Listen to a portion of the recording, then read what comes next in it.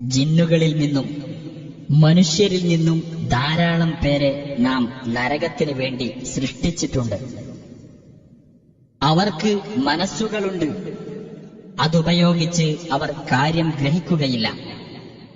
അവർക്ക് കണ്ണുകളുണ്ട്, അതുപയോഗിച്ച് അവർ കണ്ടറിയുകയില്ല. അവർക്ക് കാതുകളുണ്ട്, അതുപയോഗിച്ച് അവർ കേട്ടു മനസ്സിലാക്കുകയില്ല. അവർ കാലികളെപ്പോലെയാകുന്നു. അല്ല, അവരാണ് കൂടുതൽ പിഴച്ചവർ. അവർ തന്നെയാണ് ശ്രദ്ധയില്ലാത്തവർ. അല്ലാഹുവിന് ഏറ്റവും നല്ല പേരുകളുണ്ട്. അതിനാൽ ആ പേരുകളിൽ അവനെ നിങ്ങൾ വിളിച്ചുകൊള്ളുക. അവന്റെ പേരുകളിൽ കൃത്രിമം കാണിക്കുന്നവരെ നിങ്ങൾ വിട്ടുകളയുക. അവർ ചെയ്തു വരുന്നതിന്റെ ഫലം അവർക്ക് വഴിയെ നൽകപ്പെടും. സത്യത്തിന്റെ അടിസ്ഥാനത്തിൽ മാർഗദർശനം നൽകുകയും അതനുസരിച്ച് തന്നെ നീതി നടത്തുകയും ചെയ്യുന്ന ഒരു സമൂഹം നാം സൃഷ്ടിച്ചവരുടെ കൂട്ടത്തിലുണ്ട്. എന്നാൽ നമ്മുടെ ദൃഷ്ടാന്തങ്ങളെ നിഷേധിച്ചു കളഞ്ഞവരാകട്ടെ, അവരറിയാത്ത വിധത്തിൽ അവരെ നാം പടിപടിയായി പിടികൂടുന്നതാണ്. അവർക്കു ഞാൻ ഇടകൊടുക്കുകയും ചെയ്യും. തീർച്ചയായും എന്റെ തന്ത്രം സുശക്തമാണ്. അവർ ചിന്തിച്ചു നോക്കിയില്ലേ, അവരുടെ കൂട്ടുകാരനായ മുഹമ്മദ് നബിക്ക് ഭ്രാന്തൊന്നുമില്ല. അദ്ദേഹം വ്യക്തമായി താക്കീത് നൽകിക്കൊണ്ടിരിക്കുന്ന ഒരാൾ മാത്രമാണ്. ആകാശഭൂമികളുടെ ആധിപത്യ രഹസ്യത്തെപ്പറ്റിയും അല്ലാഹു സൃഷ്ടിച്ച ഏതൊരു വസ്തുവെപ്പറ്റിയും അവരുടെ അവധി അടുത്തിട്ടുണ്ടായിരിക്കാം എന്നതിനെപ്പറ്റിയും അവർ ചിന്തിച്ചു നോക്കിയില്ലേ? ഇനി ഈ ഖുർആന് ശേഷം ഏതൊരു വൃത്താന്തത്തിലാണ് അവർ വിശ്വസിക്കാൻ പോകുന്നത്? ഏതൊരുവനെ അല്ലാഹു പിഴവിലാക്കുന്നുവോ അവനെ നേർവഴിയിലാക്കാൻ പിന്നെ ആരുമില്ല.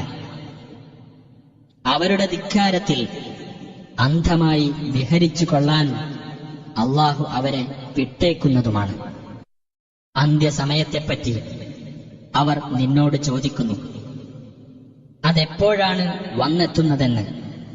പറയുക, അതിനെപ്പറ്റിയുള്ള അറിവ് എന്റെ രക്ഷിതാവിങ്കൽ മാത്രമാണ്.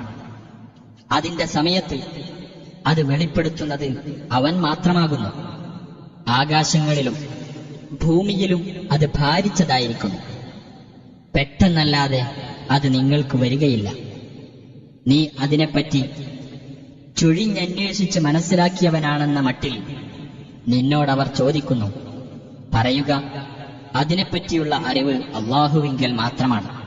പക്ഷേ അധികം ആളുകളും കാര്യം മനസ്സിലാക്കുന്നില്ല. നബിയെ പറയുക, എന്റെ സ്വന്തം ദേഹത്തിന് തന്നെ ഉപകാരമോ ഉപദ്രവമോ വരുത്തൽ എന്റെ അധീനത്തിൽപ്പെട്ടതല്ല, അല്ലാഹു ഉദ്ദേശിച്ചതൊഴികെ. എനിക്ക് അദൃശ്യകാര്യമറിയാമായിരുന്നുവെങ്കിൽ ഞാൻ ധാരാളം ഗുണം നേടിയെടുക്കുമായിരുന്നു. തിന്മ എന്നെ ബാധിക്കുകയുമില്ലായിരുന്നു. ഞാനൊരു താക്കീതുകാരനും വിശ്വസിക്കുന്ന ജനങ്ങൾക്ക് സന്തോഷമറിയിക്കുന്നവനും മാത്രമാണ്. ഒരൊറ്റ സത്തയിൽ നിന്നു തന്നെ നിങ്ങളെ സൃഷ്ടിച്ചുണ്ടാക്കിയവനാണവൻ.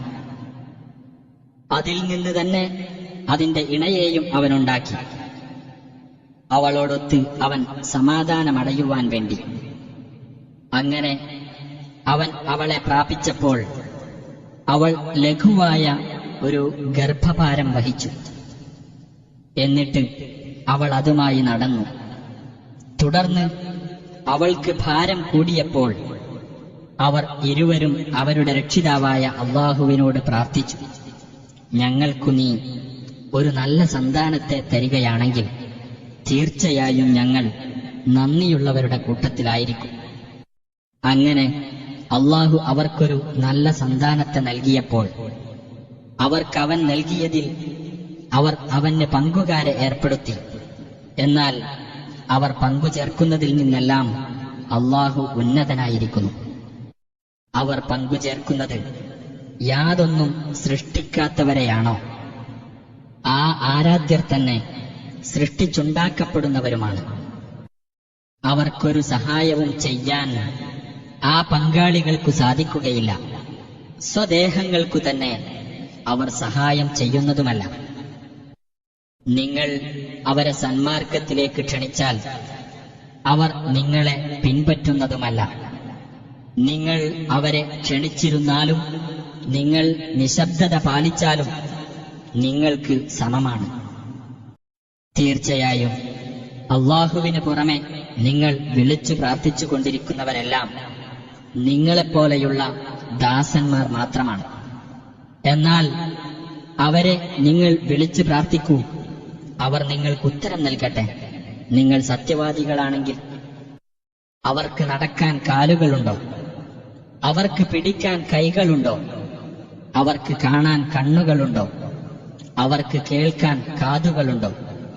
നബിയെ പറയുക, നിങ്ങൾ നിങ്ങളുടെ പങ്കാളികളെ വിളിച്ചിട്ട് എനിക്കെതിരായി തന്ത്രങ്ങൾ പ്രയോഗിച്ചു കൊള്ളുക. എനിക്ക് നിങ്ങൾ ഇടതരേണ്ടതില്ല. തീർച്ചയായും ഈ ഗ്രന്ഥം അവതരിപ്പിച്ചവനായ അല്ലാഹുവാകുന്നു എന്റെ രക്ഷാധികാരി. അവനാണ് സജ്ജനങ്ങളുടെ സംരക്ഷണമേൽക്കുന്നത്. അവന് പുറമെ നിങ്ങൾ വിളിച്ച് പ്രാർത്ഥിക്കുന്നവർക്കൊന്നും നിങ്ങളെ സഹായിക്കാൻ സാധിക്കുകയില്ല. സ്വദേഹങ്ങൾക്ക് തന്നെയും അവർ സഹായം ചെയ്യുകയില്ല. നിങ്ങൾ അവരെ നേർവഴിയിലേക്ക് ക്ഷണിക്കുന്ന പക്ഷം അവർ കേൾക്കുകയില്ല. അവർ നിന്റെ നേരെ നോക്കുന്നതായി നിനക്ക് കാണാം, എന്നാൽ അവർ കാണുന്നില്ലതാണ്. നീ വിട്ടുവീഴ്ച സ്വീകരിക്കുകയും സദാചാരം കൽപ്പിക്കുകയും അവിവേകികളെ വിട്ട് തിരിഞ്ഞുകളയുകയും ചെയ്യുക. പിശാചിൽ നിന്നുള്ള വല്ല ദുഷ്പ്രേരണയും നിന്നെ ബാധിക്കുകയാണെങ്കിൽ നീ അല്ലാഹുവോട് ശരണം തേടുക. തീർച്ചയായും അവൻ എല്ലാം കേൾക്കുന്നവനും അറിയുന്നവനുമാണ്. തീർച്ചയായും സൂക്ഷ്മത പാലിക്കുന്നവരെ പിശാചിൽ നിന്നുള്ള വല്ല ദുർബോധനവും ബാധിച്ചാൽ അവർക്ക് അല്ലാഹുവെപ്പറ്റി ഓർമ്മ വരുന്നതാണ്. അപ്പോഴതാ അവർ ഉൾക്കാഴ്ചയുള്ളവരാകുന്നു. എന്നാൽ ആ പിശാചുക്കളുടെ സഹോദരങ്ങളെയാവട്ടെ അവർ ദുർമാർഗത്തിൽ അയച്ചുവിട്ടുകൊണ്ടിരിക്കുന്നു. പിന്നെ അവർ അധർമ്മത്തിൽ ഒട്ടും കമ്മി വരുത്തുകയില്ല. നീ അവർക്ക് ഏതെങ്കിലും ദൃഷ്ടാന്തം കൊണ്ടുവന്നു കൊടുത്തില്ലെങ്കിൽ അവർ പറയും, നിനക്ക് തന്നെ അത് സ്വയം കെട്ടിച്ചമച്ചുണ്ടാക്കിക്കൂടെ? നബിയെ പറയുക, എന്റെ രക്ഷിതാവിങ്കിൽ നിന്ന് ബോധനം നൽകപ്പെടുന്നതിനെ പിൻപറ്റുക മാത്രമാണ് ഞാൻ ചെയ്യുന്നത്. നിങ്ങളുടെ രക്ഷിതാവിങ്കിൽ നിന്നുള്ള കണ്ണു തുറപ്പിക്കുന്ന തെളിവുകളും വിശ്വസിക്കുന്ന ജനങ്ങൾക്ക് മാർഗദർശനവും കാരുണ്യവുമാണ് ഈ ഖുർആൻ. ഖുർആൻ പാരായണം ചെയ്യപ്പെട്ടാൽ നിങ്ങളത് ശ്രദ്ധിച്ചു കേൾക്കുകയും നിശബ്ദത പാലിക്കുകയും ചെയ്യുക. നിങ്ങൾക്ക് കാരുണ്യം ലഭിച്ചേക്കാം.